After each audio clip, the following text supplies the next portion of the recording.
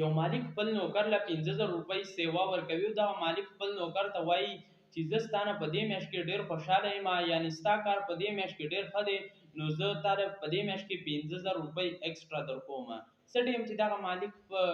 څه ټایم چې د میاشت پوره شي او دغه مالک خپل نوکر له پیسې ورکوي، نو 15000 روپۍ پکې سیوا ورکړي چې زه ستا نه په دې میاشت کې خوشحاله یم، ته دا 15000 روپۍ پیسې ایکسټرا واله. نو دغه نوکر روان شي او 15000 روپۍ په زړه کې خوشحاله شي، خو په ښکاره باندې څه خوشحالۍ اظهار نه راځي، یعنې خوشحالېږي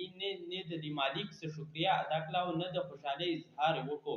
نو دا مالک ډېر حیران شو چې دله ما هم 15000 روپۍ سیوا ورکړې او ده نه زما د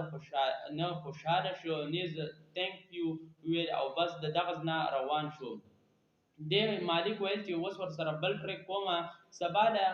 بله میاشت کې بیا ورته دغه مالک وایي چې زه ستا نه په دې میاشت کې خفه یم، زه به ستا نه 15000 روپۍ کټ کومه. کله چې میاشت پوره شوه نو دغه مالک د 15000 روپۍ کټ کړې او نورې ورله ورکړې. نو دغه کوم نوکر چې و دغه د دغه ځکي نه روان شو، نه د خفګان اظهار وکړو نه خفه شو، بس د دغه ځکي نه سیده روان شو. نو دغه مالک نور هم حیران شو چې دا ولې ما ورله یو پیر پیسې ورکړې سیوا، په هغه خوشحاله نه شو، بل پیر نه مې ورله کمې ورکړې، په هغه خفه نه شو. نو دغه مالک ډېر حیران شو او بیا یې وویل چې اوس ورسره بل ټریک کومه، دا کس راغواړم. نو دغه کس یې جواب وکړو، سبا یې خپل آفس ته راوستو. په آفس کې ورته وویل چې تا ته ما کله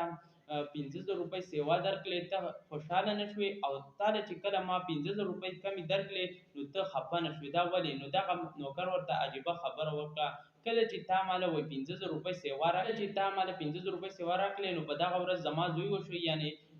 الله تعالی چې څوک پیدا کړي هغه له رزق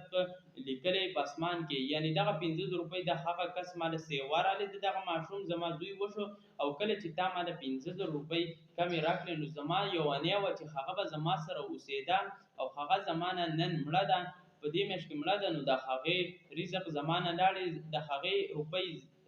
زما نه تا واخیستې. ما د ویډیو مقصد دا و چې تاسو کله هم تاسو له الله پاک عزت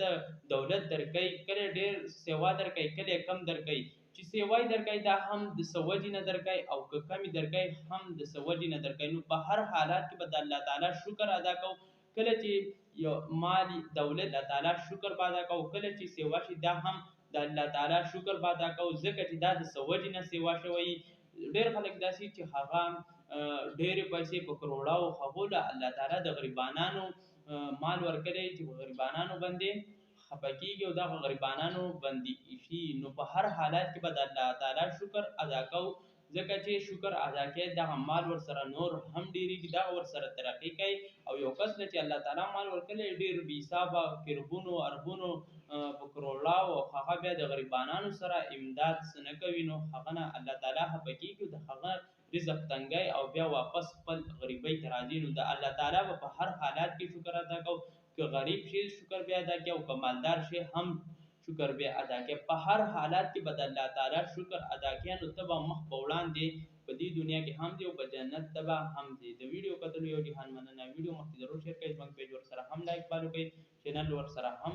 سبسکرایب کړئ. میلاویږو به په نیکسټ ویډیو کې د الله په امان.